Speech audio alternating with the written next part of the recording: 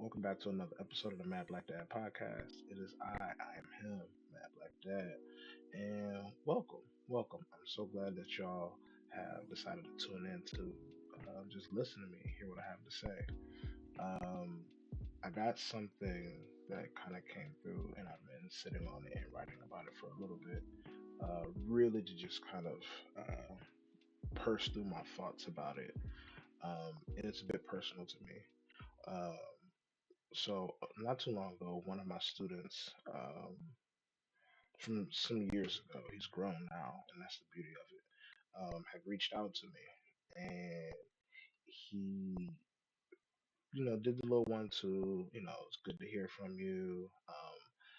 He gave me some praise on Mad Black Dad and kind of what I've tried to do with this thing so far. And that's always a really, really good feeling because I say this all the time. I don't really know who's paying attention or how much it impacts anybody until they have let me know in one way or another. So he shouted me out or, gave me some direct praise, and that really felt good. But it's not about me, it's about him. And uh, so he gave me kind of like the rundown um, on his situation. And he asked me a question. Um, and I think it was something along the lines of like, what's like the most important thing in like a relationship? Um, and this challenged me. It was a challenging question in a way. Um, but my answer immediately my answer was communication. Um, I think that in a relationship and in a marriage, um, communication is probably one of the top things, if not the top. I think depending on who you ask, there's a lot of things that could be interchanged. What could be first, second, third, all about these different things. But the answer I gave him was communication. You have to stay in constant communication um, with your significant other, with your partner, with your spouse, with your girlfriend, boyfriend, whomever. Uh, whether it is something that is small and it's just like a daily woe, like so and so got on my nerves, or it is a um,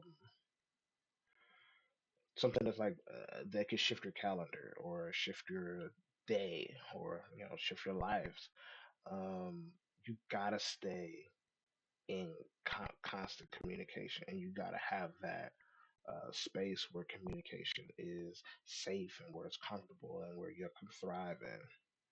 Um, I think that by and large, or maybe this is just a common thread, I mean, some people that I have kind of come across, is that once you get into this relationship or this marriage or whatever, um, it kind of starts to feel like you and your partner against the world. Um, and in a lot of ways, it is. It definitely does get to that, especially when we start talking about some like the outside forces that may not want to see y'all together, or things that just kind of tear y'all apart one way or another. Um, and so, being linked with your person and being in communication with them helps kind of like fortify y'all's defenses against the outside things. And as the obstacles kind of come around, which they will, and the challenges come through and they raise their head, which they will, um, you and your person will be in lockstep with each other.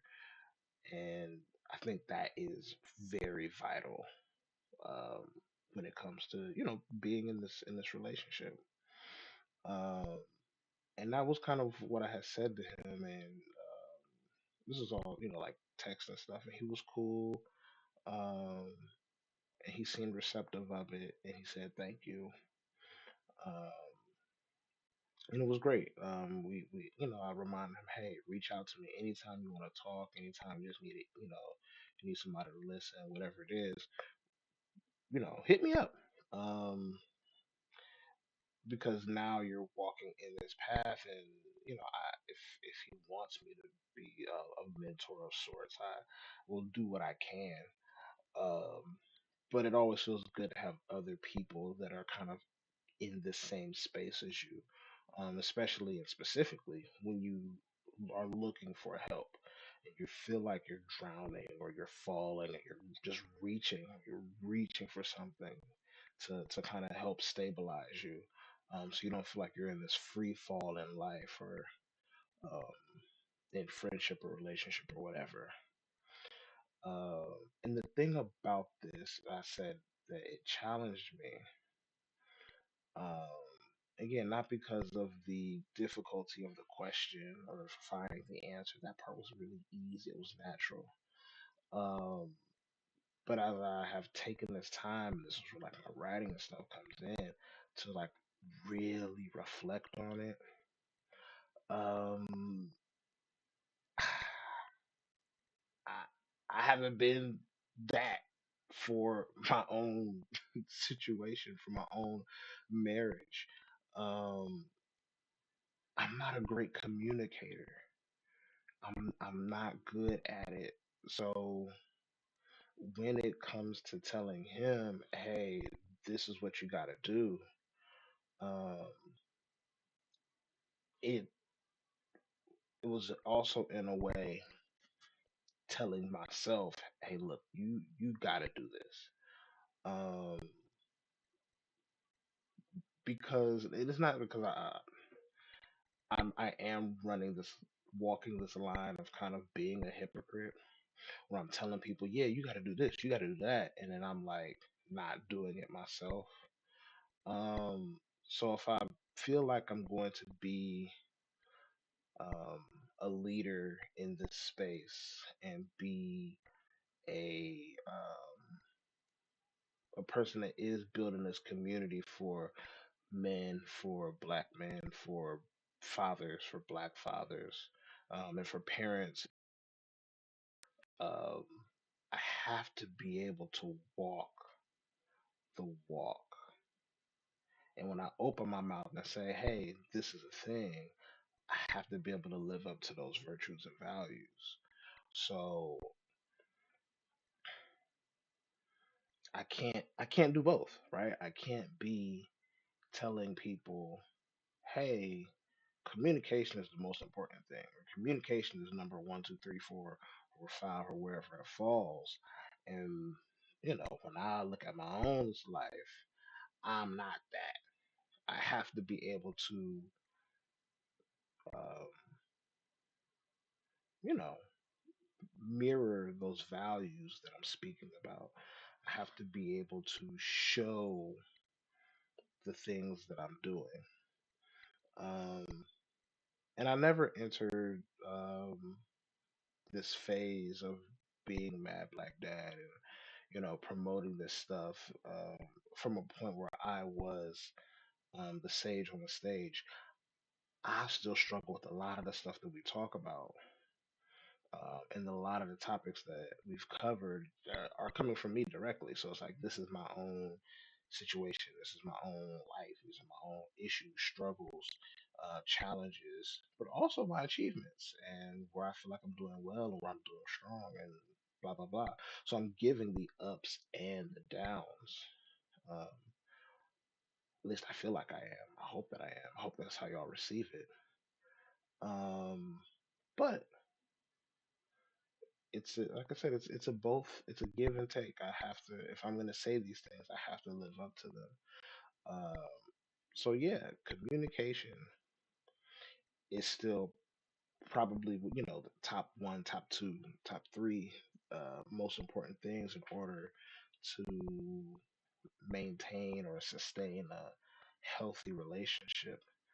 Um, but I also recognize that communication looks different or could look different between this party and then that party. So I want him and anybody else to say, like, let's say even if I was like communication guru, I couldn't tell you what works for you and yours, but I can say, well, I would have been able to say what worked for me, and I hope that you try these things. Um, So no, I may not be able to give that thing, but I do know that the concept is still important. The concept is still imperative even. Um, so even as I'm talking through this and I'm presenting this, it's like a bit of I gotta take some more ownership of my own shit. But I still want to be able to push this out. So it's like it's a bit of transparency, and at the same time, it's giving people what they need. Communication is probably one of the top three things that you're going to need to sustain a healthy, lasting relationship. And I want that to be kind of like the headline or the tagline. This is the most important. Um, at the same time, I have room to grow. I have room to grow. So I did want to know. So please share. What do you think are the most important things in a relationship? What is number one, two, or three for you? One for me is communication. I think two would be empathy, and three would probably be forgiveness. You got to have those three. Those are my top three. So you take your time, put it in the comments, tell me what you think your top three are. Uh, and yeah, that's all I have. I'll be back soon with more to talk about. But until then, stay blessed, stay mad.